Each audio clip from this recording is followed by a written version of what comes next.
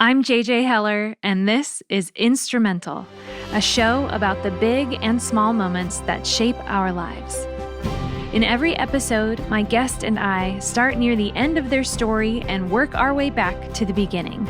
I hope our conversation reminds you that every second matters, because none of us knows which moment will be the one that changes everything. Big love happens in the small moments. Hello, it's JJ. And it's Dave. And we're here with another episode of Instrumental. That was dumb. Yeah, I wanted you to say it with me. This week, we get to introduce you to our friend Cara Fox, who plays cello. Let's take a moment to talk about how cool cello is, JJ. It is so cool. It sounds awesome. Yeah, I mean, I think I would be happy if there's cello on every one of my songs. I like to say there's always room for cello. That's a little dad joke Little there. cello joke, yes. Little music humor. And Cara has played cello on a whole bunch of our singles, especially recently. I really love that we were able to sit down and have a conversation with Cara because honestly, like most of the people that we know in the music business are male. Sorry. So she is one of the rare females, and I'm so glad that she agreed to have a conversation with us on this podcast because she brings so much insight and so much wisdom. Cara has not only played on your music, though, JJ. Here are some people whose songs you might have heard her play on. Okay, let's alternate. Okay. Torrin Wells, Little Big Town. Lincoln Brewster, Plum. Big Daddy Weave, Ben Rector. Ellie Holcomb, Micah Tyler. Laura Story, Mandisa. Meredith Andrews, All Sons and Daughters. Rend Collective, Matt Redman. Jordan Feliz, Jeremy Camp. Lauren Daigle, Gunger. Crowder. She's legit, guys. I was even watching like the documentary that John Foreman made where he played 25 shows in 24 hours. You remember that? Yes. And one of the shows was him on top of a roof. And there was a cellist who was getting their cello handed to them up onto the roof. And it was Cara Fox. Yeah. She's like movie famous. She's like a movie star. As a quick little reminder, we tell people stories backwards. Because we're fun like that. So we're starting at the most recent chapter of Cara's story. JJ, let's jump in. Act 3, I'm Still Here. After over 6 years of touring full-time with artists like Gunger, Sarah Bareilles, and All Sons and Daughters, in 2017, Cara transitioned to life off of the road. She was quickly met with an unexpected loss. We did actually have a miscarriage with our first pregnancy, maybe about 8 weeks in. I don't know because I hadn't even seen a doctor yet. And that happened right at the beginning of that year where I knew I was going to be off the road. You know, I knew things were going to change. But that set me into kind of this whole period of grief and processing that and trying to figure out what my work was going to look like. Did you share about that with any close friends or anything, or did you keep it between just you and Jared? I did share with our close friends and our family. It was early enough, and we were so shocked about the pregnancy during all the Christmas stuff that year that we didn't tell anybody we were pregnant. We were just trying to digest it ourselves. And so the miscarriage happened, and we ended up telling friends and family about the pregnancy and the miscarriage because we hadn't told anybody. That was really tough because it's like news that you want to share in excitement and joy that you're pregnant, but really you're sharing like one of the greatest heartbreaks that I think you can go through. And even my own mom, she went through a really, really hard miscarriage in her 20s before I was born. And, you know, she was so many years removed from that, but it gave us a different connection than we had ever had before because she could share my pain. She knew. Did your mom have a big emotional reaction when you told her? Yeah. She's not really a big crier. Nobody in my family is, but she did cry. I mean, we cried together over the phone a lot. My parents live in Kansas City where I grew up. So it was all over the phone. And yeah, I think she was emotional because she knew my pain, and I think it took her right back to her own pain in some ways. So it was a deep experience for both of us. Yeah. Yeah. Wow. But I am, man, so grateful for our close friends that we were able to share with. And one of my good girlfriends in particular had just gone through that same thing almost a year to the day before I did. And she in particular just really carried me through that time. And, when you start sharing it with people, you find out how common it really is. Mm-hmm. And you meet women all over the place that have gone through it. So it's not something I shy away from sharing when the moment is right, because you realize you're in good company, and a lot of people share in that heartbreak. And that's kind of how I got through it. It was just that feeling I'm not alone. And it doesn't mean anything about my health or my body. It's something that happens. And I think that helped me grieve because I was so carried. What did your friend say or do that was helpful to you in that time? Oh man, just the freedom to feel whatever I felt. Anger or just deep, deep sadness. Day to day, it's like things just change and shift. And I would call her or text her, and she would just say, it is completely okay to feel that way. Or I remember feeling exactly that. So just like affirming that my experience is okay, and I shouldn't need to be anywhere else than where I am with it right now.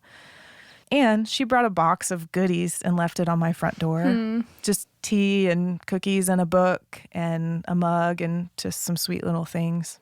I'll never forget that kindness. Yeah, it's like the equivalent of someone dropping off a casserole, except it's like a whole bunch of gifts that keep on giving. Yes, better than a casserole, for sure. Aside from even miscarriages, I've totally gotten into leaving baskets of gifts on people's step because I think it's just the best thing. And you don't knock, you don't have to say, you don't have to see them face to face, but just that's the beauty that comes out of such tremendous suffering in all of our lives, is getting to then carry that with somebody else. Somebody carried it with me, and I get to carry it with others.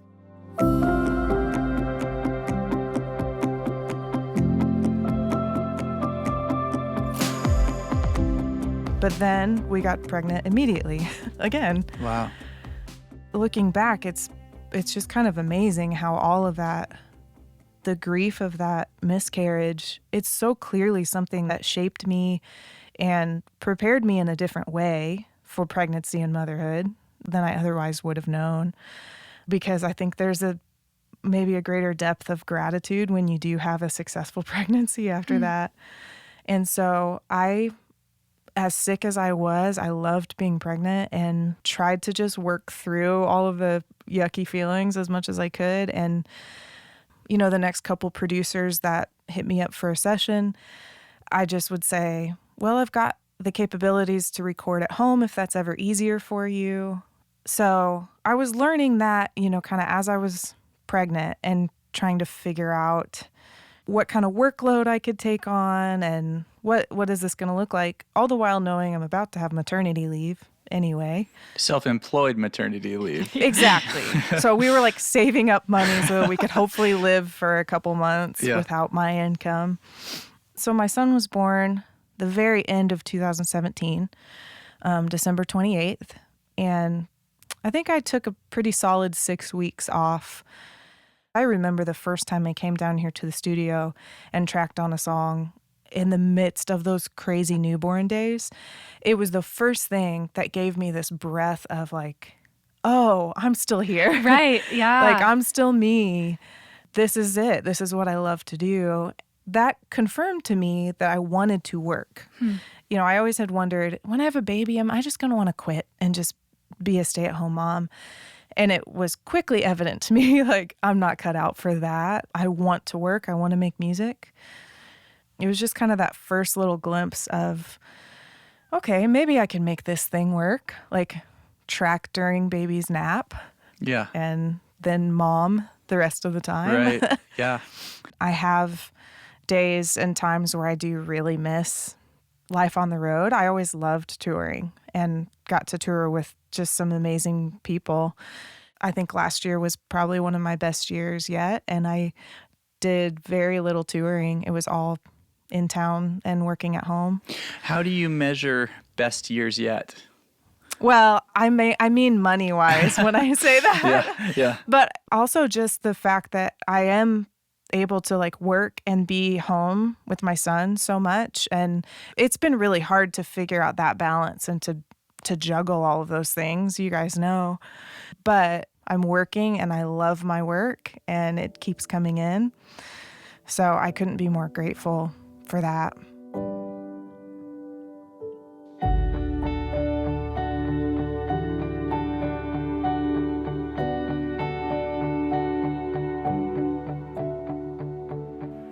Man, she really got it right when she said it's all about finding that balance, right? Totally. I mean, anyone, especially if you're a woman who has a career and then has a child, has to rearrange their entire life. And I love the way that Cara approached the whole thing, just very open-handed. She allowed herself the space to figure it out without the pressure of choosing one or the other. And I love that she remained curious about how she felt and just the way that she told us about that first time playing the cello again and going like, oh, there I am. Like, that's actually paying attention to the way that you're feeling. And I think that's so critical to moving through life and feeling alive. Well, we're going to jump back in time, JJ, to Act 2 of Cara's story. This is back in 2010 when Cara had her big break into life on the road as a full-time touring musician. And she got to do the thing that every musician dreams of doing. What was it? Quitting her job at Starbucks. Act 2, The Stuff Dreams Are Made Of. When she was 24 years old, not only did Cara get her big career break, but she also was about to meet the love of her life. I had just started playing with Gungor, and we played a show in Franklin for like a conference that was going on. And Jared came to meet one of the guys in Gungor at the time because he was going to mix a record for him. So he came to, get files and talk through things. And we met after the show, and Jared ended up going out to dinner with all of us afterwards. What's funny is I know Jared made an impression on me. Obviously, I remember meeting him, and now he's my husband. But at the time, I didn't really think that much of it. I thought, he seems really cool. And so, maybe we'll be able to make a connection and work together. And that's kind of all I thought of it at that point. I was like on the road with a cool band and doing my thing and having a blast. I also had just about 6 months before gotten out of a really, really horrible relationship that was like a huge bump in the road for me, and had spent months in counseling and like finding myself again. And so the point where I was when I met Jared, I was like, finally feeling like myself and loving being single kind of for the first time ever. So I wasn't looking for anything. And it turns out Jared liked me from before we even spoke. Like I don't want to embarrass him, but he sent his roommate a text message about the cellist at the show. Really? So he was drawn to me, but it took me a little while to come around. So when you guys hung out, it wasn't like he had any pickup lines or anything like that? Oh gosh, no. And anybody that knows Jared knows that he's just the most like kind and quiet and unassuming person. And I knew that from the start. Like that night he went out to dinner with all of us. He sat across the table from me, and it was like every time I looked at him, he kind of had his head down and he just like peek up at me. He's shy, and it takes a while for him to even like speak in a crowd of people. But that just spoke to me of like a quiet confidence. So really that's what I ended up so drawn to in him, was just that sense of like, he knows who he is and he's not trying to put on a show and impress anybody. And he was just quietly, persistently there in my life for a while. Did you leave that dinner that night and think about him at all? I think I was just kind of moving on. I think I had the sense that he liked me or was attracted to me or whatever. I had that feeling, but I just was kind of so in my own world. I didn't think much about it, but I did give him my business card that night. Like back in the days where I still had business cards. Because I just thought, he's a producer engineer, maybe we can work together and that would be great. And then he either emailed or sent me a Facebook message a week or two later and said, when you're home off the road, can we get a coffee and talk about music and our careers? And he totally played it off like a music connection, And then later fall in love. Yeah. Maybe. Yeah. Yeah. I'm sure he, secretly was asking for that.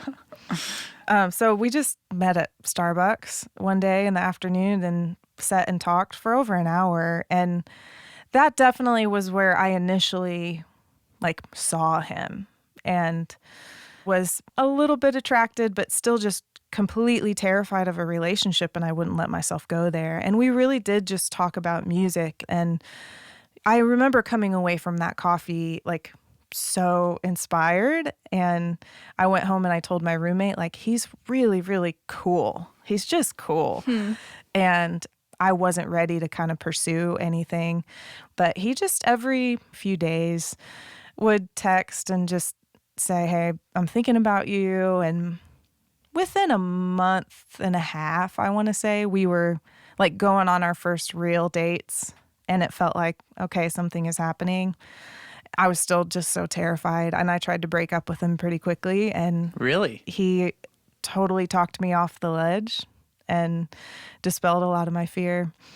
I had, I guess you could say, baggage from my most recent relationship where it was, manipulative and controlling. And I felt like I had to answer to somebody. And now I was touring and making new friends and doing music and doing what I wanted to do. And I didn't want to have to be, tied down and answer to somebody. But he totally just dispelled that myth, basically. And I just remember him telling me, you don't have to call me every day. You don't have to answer to me. Live your life. I just want to be here. And I want to, I want to keep getting to know you and be with you and see where it goes. It just was no pressure. How did it feel to have him say something like that after you were kind of so afraid that he might behave the same way that your previous boyfriend did? I mean, it was huge. I mean, I remember around that same time talking to my roommate, who was really kind of my best friend at the time, and laughing because, they say that you marry men like your father, which, sure, I don't know. But Jared is so much like my dad. And that just played into how I knew I was safe and cared for. And he kind of checked all the boxes for me. What are some of those dad-like characteristics that he has? The biggest thing is just his quiet confidence, which I picked up from day one with him. I think I had always been attracted to the on-stage musician guys that they definitely look like they have it all together on the outside, and you realize they're troubled souls on the inside. And just meeting Jared, and he was so quiet and gentle. It just felt so entirely different from what I had known in a relationship before. And the way he encouraged me to be more and more fully myself and pursue my career and go on the road and make these connections and do what you're supposed to do, rather than a guy that's kind of holding me back because of his own insecurities. He was pushing me and still does every day, push me to be a better musician, and it encourages me that I already am what I need to be.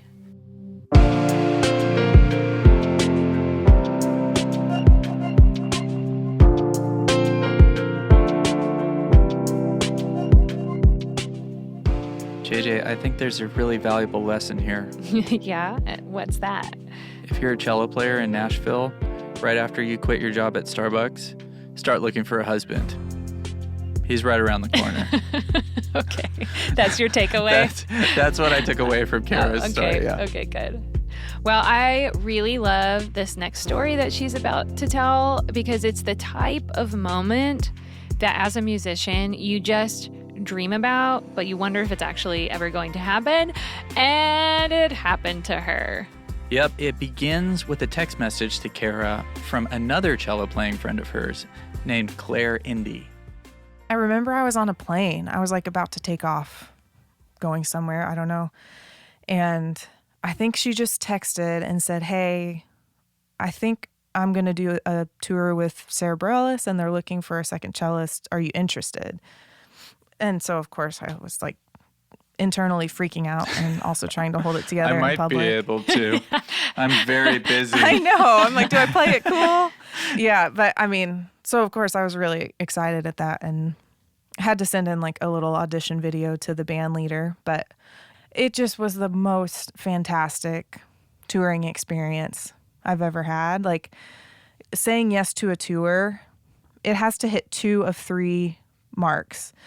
It has to be awesome music, an awesome hang, or awesome money. Like it has to be 2 of those 3 things. And the Sarah tours were all 3 of those things. Just really some of the most amazing people I've met on the road and some of my favorite music. I got to play and sing. We did The Tonight Show with Jay Leno Okay. in its final week. Wow. What song were you guys playing? Brave. Dude. That was the single at the time. Wow. That was a huge single. Yeah. Yeah. It was so fun. I mean, even on the record, it has 2 cello parts. And they're so fun to play. Like they're just well-written parts, and we both got to sing. And What was it like to be on the Tonight Show? I want to hear about that. Was that your first time on late night, like TV? I can't remember the order of everything. I know the first TV thing we did was The Voice, and we also played on Ellen and The View, I think. What was your favorite TV performance? Ellen. I just remember she came around and like shook everybody's hand in the band and was so kind and welcoming. And she came back to me and Claire and shook our hand, and she started talking to us about how she wanted to get her wife a cello for her birthday. And so she's asking us like, where do I look? Where do I go to get a good cello? Amazon, maybe? I mean, what do you say to Ellen, who has all the money in the world? Right. I'm like, just go get a cello. Do you want a Stradivarius? Yeah. Right. Can you buy me a cello? Because I'm sure it'd be nicer than the one I have. You can have mine, and I'll take the one. Yeah, right. Yeah. That's what I should have offered. But yeah, she was just so kind, and it was a really fun day. I remember that one.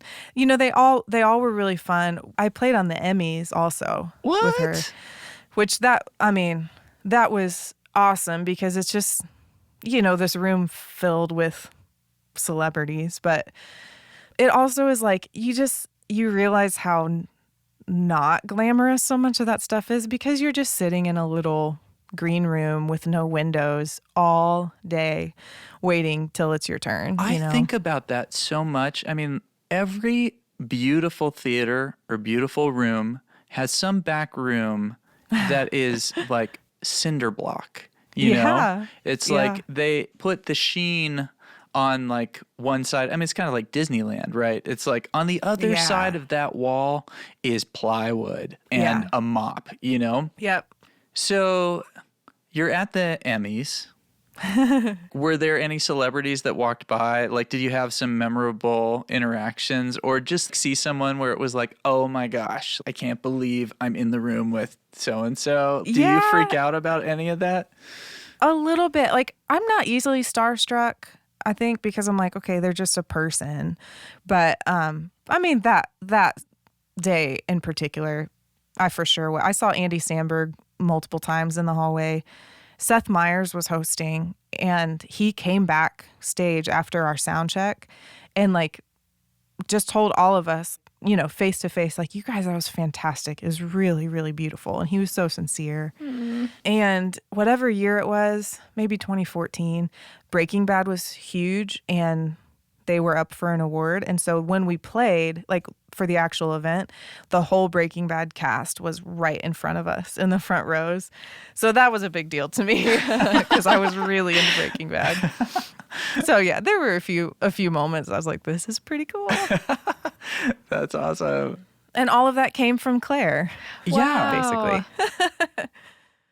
I remember maybe a couple months after I moved to town, I went to a Shane and Shane concert at Belmont, and I think Bebo Norman was opening or something, and Claire was playing for everybody. And I just remember sitting like just enthralled the whole time and thinking, that's what I want to do. And she plays so beautifully and tastefully. It complements the music. And I knew she was just playing along and improvising.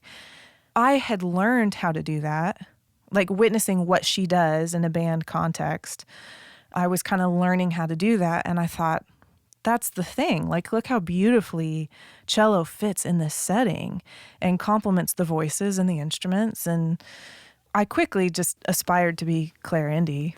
And now she's a dear friend of mine and we've toured together, which is incredible. So, like, I mean, did you see her play a whole bunch after that? Like, did you view her as competition? Yeah. Yeah. Oh, there was definitely some jealousy, no doubt. I mean, not because I know her even, but just like, man, she's doing the thing that I want to do. And she's like young and beautiful, and I'm sure everybody loves her. So yeah, I saw her around town at a few shows, and it just really helped push me in those early days to keep refining my craft and like learning from what she was doing.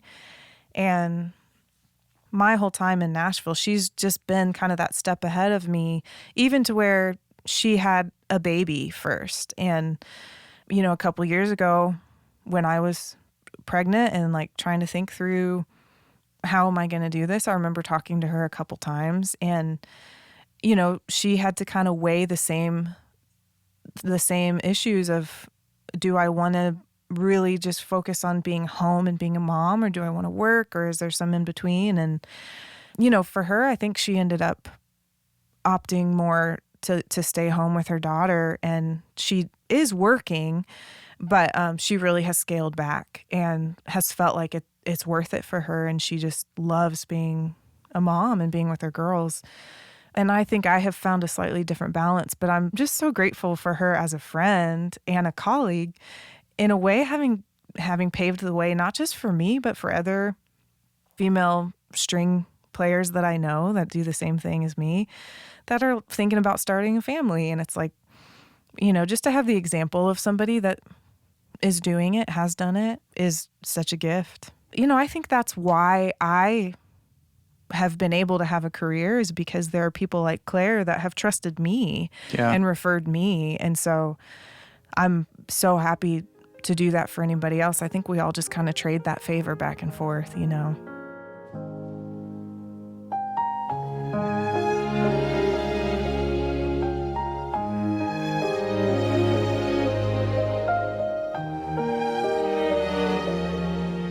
I think it's so wise how Cara chose not to compete with Claire, but she remained open to the possibility of a friendship. Yeah.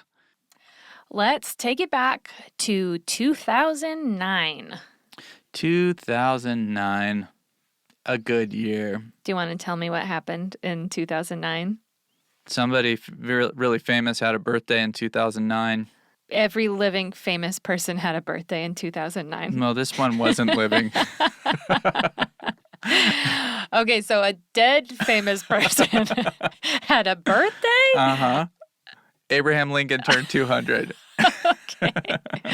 Oh, and we didn't have a party. Oh, man. We missed out. We missed out on the old 2009 Lincoln's 200 birthday party. That's right. So Lincoln turned 200 and Cara turned 23. Yes. Significant year in 2009. Mm-hmm. Act 1, she saved my life. As Cara struggled to find her footing as a musician in Nashville, she was also struggling with a toxic relationship. This act includes social isolation, a chance encounter in a church lobby, and a picture of safety. I had basically one kind of serious relationship at the very end of college when I moved to Nashville, and then a couple years single, or a year and a half single, and then had about an 8-month relationship that might as well have been 3 years of my life. It felt like it stole so much from me. Wow. I look back on it now and it's like, I just see what it taught me and I see how I was able to grow and heal from that. But it was in many ways like one of the hardest things I've ever gone through, because I'd never really like lost myself to someone. What do you mean? Well, it was an emotionally abusive and manipulative relationship, to the point where I was made to feel like I was crazy and that everything I was doing was wrong and I wasn't good enough to meet this person's needs. And in reality, he had some mental and emotional issues that he needed to work through, but I was bearing the brunt of that. So I was being controlled and isolated, and so much of my kind of, early 20s, like still innocence, was taken from me in that experience. And it also was very much the kind of relationship where like we put on a good face everywhere we went, and nobody would ever have known what was going on behind the scenes. And I was just in complete turmoil and didn't know what to do. And I had never been in anything like that. And thankfully I had an incredible roommate and friend at the time that I think she saw enough of what was going on that she just kind of kept asking me, "Are you okay? Like, are you sure this is a good thing? Do you want to be in this?" And for a long time I couldn't hear that, but I think she was that lifeline for me that at the end, like, I had enough of myself left and enough of an awareness left to get out of it. What do you think kept you in it? I think this is not just me. I've seen a lot of I think specifically young Christian girls that can fall into a relationship like this, because I grew up with this idea that like women are servants, and in a relationship you're supposed to submit to the man. And at 22, 23, I didn't have a deeper understanding of what that might actually mean. It felt like I knew that he had some issues, but I felt like I could love him out of that, and I felt like I could fix him. Yeah, sort of like this rescuer mentality kind of thing. Yeah. I wanted to rescue him, but like by loving him well. Yeah. And that's all I was trying to do. And, we both were just really young, and I don't think either of us realized the depth of what was happening and just kind of this cycle of emotional abuse. And, I wasn't even able to call it emotional abuse until I was pretty far removed from it and in counseling, and was able to like separate myself from the emotion and look back on what had happened. I said it was 8 months, but like I was just in so deep and was thinking about marrying him. And I just can't imagine like the different place that my life would be in right now. I don't think I would have a music career. Being stuck in a controlling relationship where I'm continually torn down, Right. and my ambitions were kind of quashed. Like I wasn't encouraged to pursue a music career. So, like, if an opportunity presented itself for you during those months, would he just kind of say, like, no, I want to go out on a date? Or, like, would he keep you from attempting to develop your career? Or, like, how did that play out? I think it's more just kind of those really small, subtle ways that somebody just tears you down, where he might initially be encouraging and say, "Oh, that's awesome. That's really good for you." But then you realize like he feels threatened by it. Like he feels threatened by my success. And so I think it's just those kind of little consistent ways that someone can just kind of make you feel like you didn't do a good job, or like maybe you shouldn't, just second guessing myself, you know? Was he a musician too? Yeah. So your forward movement was threatening to him. Yeah. And he was younger than me. So I was already just further in a career that he wanted to have too. I had these feelings like for weeks and weeks, probably months, of like when I was alone and honest with myself, I knew that this wasn't right. I knew that I wasn't happy. But these type of men, I hate to, categorize anybody, but Well, a manipulator. yes, and they know how to charm, and they know how to say what you want and how to keep you right there within their grasp. And so I was stuck in that for a while. And at the time I was going to Strong Tower Bible Church in Franklin. It's a very multicultural, multi-generational church. It was a really beautiful place. And the women's minister there at the time was Christy McClellan. She is really one of the most like strong and powerful women I've ever known, and so self-possessed in the best way. And I hadn't talked to her a whole lot one-on-one, but had met her a couple times at the church. At the time she was, I don't know, 35-ish, somewhere around there. Which probably seemed really old. Yeah, I see. I don't really know, because at the time she just felt like I knew she was kind of that next generation from me, maybe. And I knew that she was wise, like just so wise. And, she just has this sense of kind of security and strength, and she has walked through stuff, and she just has a strong presence and yet a calming presence. Like I felt very safe with her, because we just actually ran into each other out in the kind of foyer area. And at that point, I felt like I was at wit's end. And so, drowning in shame that I felt like I couldn't talk to anybody about.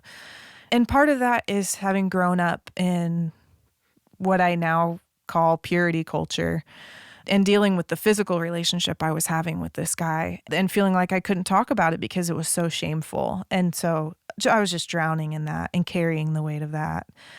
And I ran into Christy, and she just said, "Cara, how are you?" And I think at first I was like, "I'm fine. I'm okay." And then she like stopped and looked at me and said, "Cara, how are you?" And it was like pointed. I knew that she could see right then. And so I broke down, completely broke down.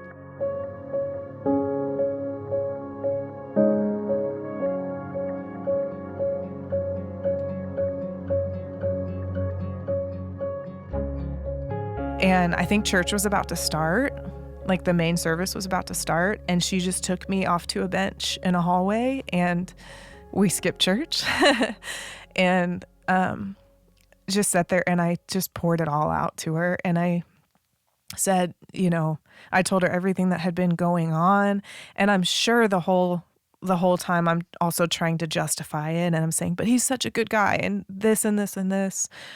But I told her the truth, and I told her, I have dreams of doing music and doing ministry, and he doesn't want me to do some of these things. And I just remember her like telling me point blank, this is an abusive relationship.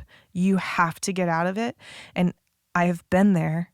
I've been through this same thing, and here's how you're going to do it.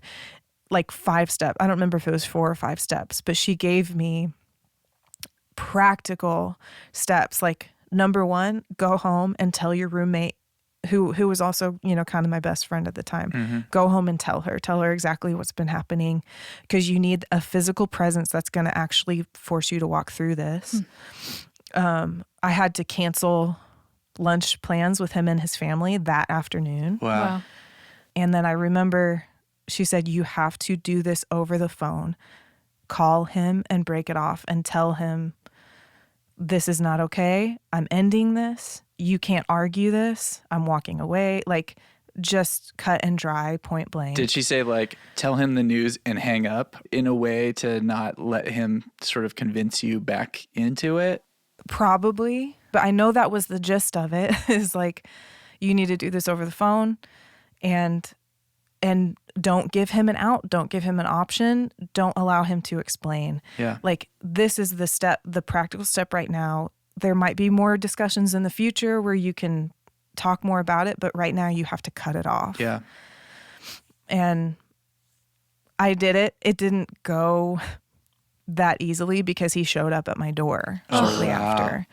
And it turned into a days-long struggle. So, like, he showed up at your door and you decided to continue communicating with him to try to, like... Yeah, it felt like I didn't have an option. Like, he wasn't going to go away, to the point where, like, my roommate was house sitting at another house not far from our apartment. I went and stayed with her that night, turned my phone off. Wow. And I don't even know how, and I don't have like a clear memory, but he actually like knew some way to make an emergency call to my phone where it would still go off. Wow. And then he drove around the whole area until he found my car. Oh, because my I knew I wasn't at goodness. home. And he left a note on my car, and then he showed up at my work the next day. Wow. It just was kind of one thing after the next, where like after a few days I was considering a restraining order. Yeah. Yeah, it was a mess. And that, it was a huge upheaval in my life. Like, there was no easier way out of that relationship. I think that is just the way that had to play out. And I think, too, that it was a rock bottom for him. And I don't talk to him. I haven't seen him in years. But I do know he got help Good. after that. And I did, too. That was my first time seeing a counselor. And I went to counseling for about 6 months after that and did some really, really deep work in being able to acknowledge that it was abuse and that it wasn't my fault. Yeah. And just work kind of accessing what my feelings, what I was experiencing, and naming it, like the shame and the guilt. Those were huge. That shame was huge. So being able to name that and process it and grieve and just feel all of it. That was the first time in my life that I was like face to face with my inner reality. I really have lived like a very happy and privileged life in so many ways. And that's what it took for me to just come face to face with my own kind of depravity, but also like, this wasn't my fault. This was me wanting to love somebody and I got sucked in. Yeah. But really having to unpack shame based on a fundamentalist upbringing and ways that I felt like I had sinned, that really like, that it wasn't my fault. Yeah. I was manipulated and coerced into things that, I'm 10 years removed from that, 11 years removed from that, but it's still such a lesson for me in knowing myself and dealing with shame and in refusing shame sometimes. What does that mean, refusing shame sometimes? Oh, I just think that shame that I carried for so much of my life that really came to light through that relationship was, I think it's based off of a very dysfunctional understanding of God as somebody who is out to punish us, where we have to meet some kind of standard to be loved and accepted. And I just think that couldn't be more wrong. But for so much of my life, spoken or unspoken, that was my perception of God. And so every mistake I felt like I made, I just carried like an 80-pound weight on my shoulders and was always trying to kind of make up for that, like by being better in whatever other way I could, by going to Christian college and doing a devotion at 5:30 a.m. every morning, thinking I could get closer to God and make up for my sinfulness. And so I think that's like the root of the shame I was feeling, was that I felt like I had disappointed God. And so it's been a years-long process since then of learning God is not that. God is not punitive and wrathful and disappointed. He's benevolent and purely love. And that has really just transformed my perspective and freed me from so much of that shame that I carried all the way through my 20s, you know. So by refusing shame, I'm just saying, like, I acknowledge that God is a more benevolent being than I once believed, and I don't have to carry that shame. That's not for me. That's not mine.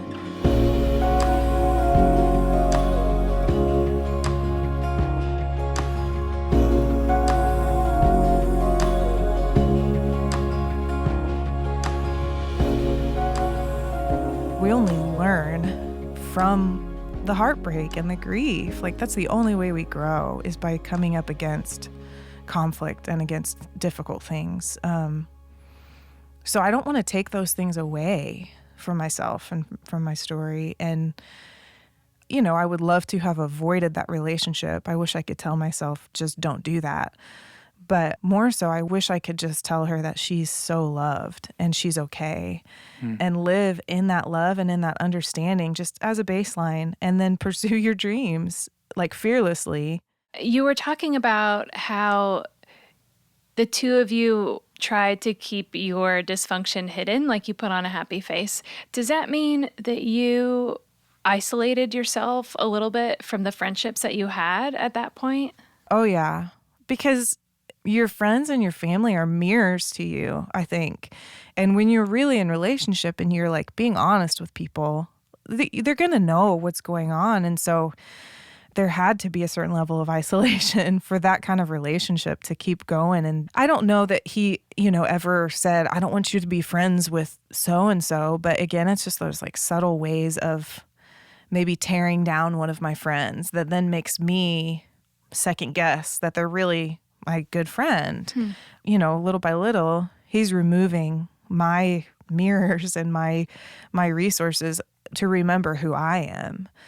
It really is one of those tactics in manipulative relationships, is that isolation, because if you keep those lifelines, there's going to be somebody to pull you out of that relationship. And I don't know that I lost friends necessarily, but let a lot of my relationships just fall by the wayside because I didn't want to tell people the truth of what was going on.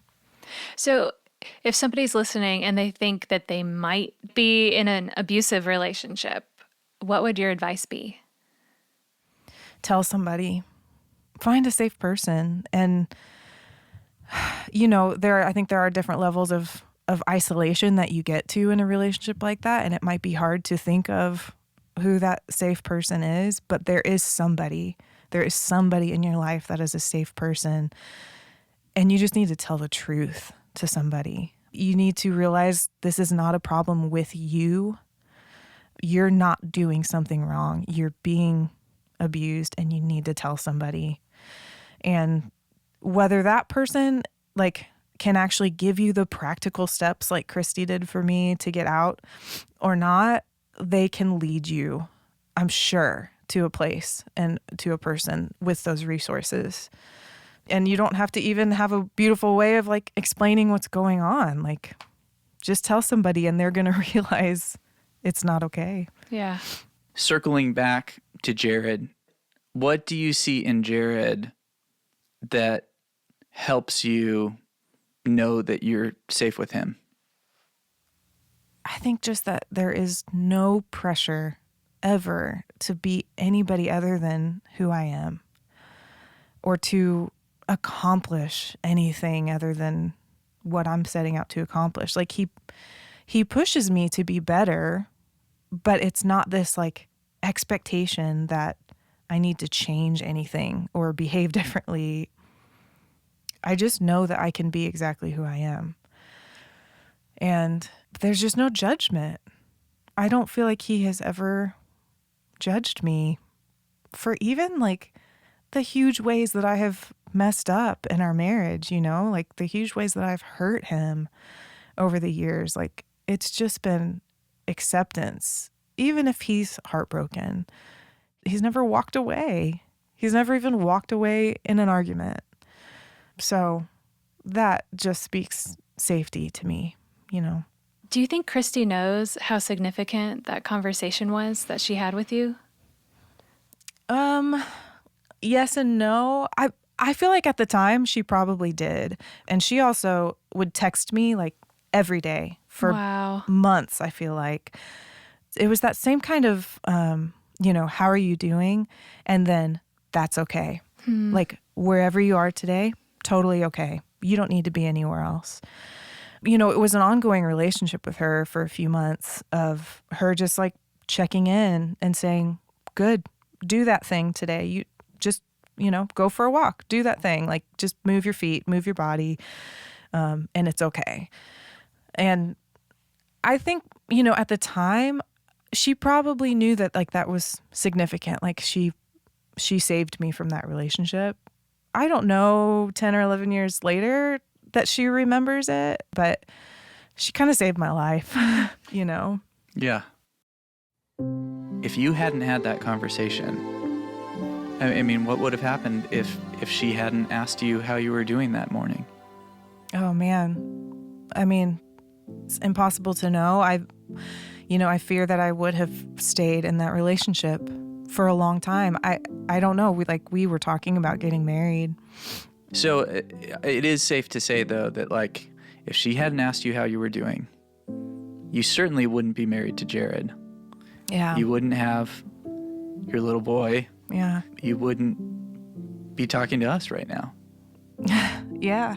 I think I'd be a completely different person. And I hope I would have like had the strength or had the conversation with somebody at some point that would have gotten me out of it. But to think about the timing of it, that it was only 6 months from that time to when I got the call from Gungor and I started traveling with Gungor, and less than a month later met Jared on the road with Gungor. Wow. Yeah, I mean, I guess that really changed the trajectory for me. Yeah, she saved me.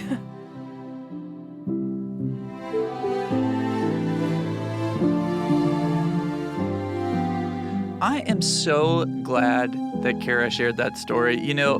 Before we go into these conversations, we ask people to send us a list of important elements of their life. Yeah, like big life moments. That story wasn't even on the list. No. It was just something that came up over the course of talking to Cara. And and she actually said like, yeah, it's a long story. You don't want to hear about it. And we both said, yes, we do. And it was really brave of her to share that story. I know. It was very vulnerable and so powerful because I know that somebody listening right now needs to hear exactly what Cara had to say. Well, let's take a moment to walk down memory lane. Shall we? This is the final segment of our show. It is called Let's Rewind the Tape.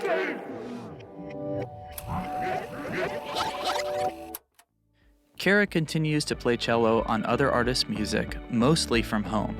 Music she wouldn't be playing on and recording if it weren't for years on the road learning from colleagues like Claire Indy. And even her husband, Jared, an amazing recording engineer. But she never would have met Jared if it weren't for the curiosity of a friend who asked her how she was really doing one Sunday morning before a church service. This episode of Instrumental was produced by me, JJ Heller. And me, Dave Heller, with additional editing by Kyle Henson. Our theme music is my song, Big Love, Small Moments. That I helped write.